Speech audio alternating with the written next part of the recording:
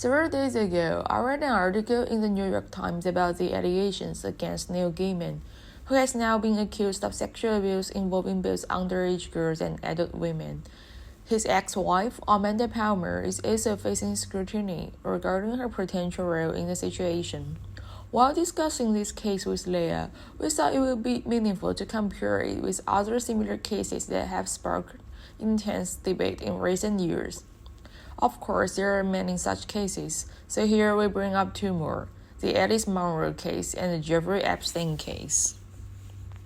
Since the accusations against Alice Munro might be less infamous than those against Epstein, here's a brief summary.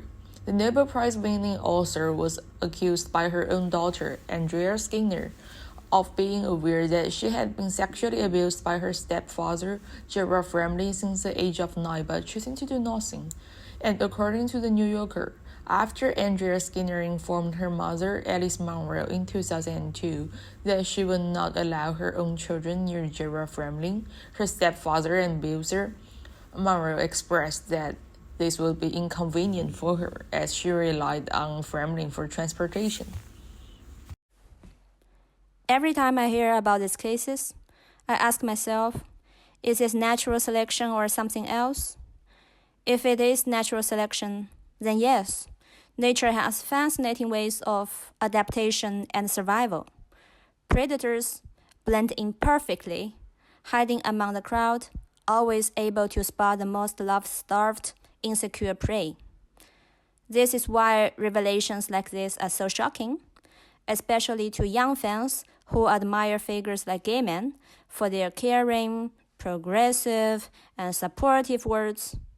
But if you, sitting behind the screen, feel mind-blown right now, don't be. People have different faces. Maybe Gaiman is a nice guy, at least according to his coworkers, right? I'm always curious about the reason for such people's behavior. And there are always a few important factors that concern me or not. One is innate genetics and raw character, and the other one is the acquired proactive agency. I mean, even if people are born bad, they should still use their proactive agency. They still have choice.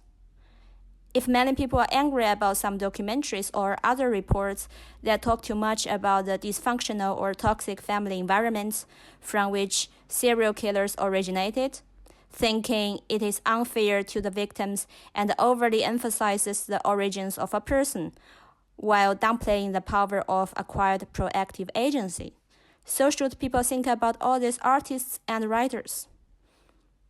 This is also a reason why I think, at least for now, AI still can replace good human writers and content creators. Because yes, ChatGPT can already base itself on our undertone while we are talking and to guess our value preference and then answer us without denying or even keep agreeing with us. This already looks like AI is adopting the hypocritical ability or even the lying capacity of human beings. But still, compared to some huge liars like Neil Gaiman, AI still has to develop further.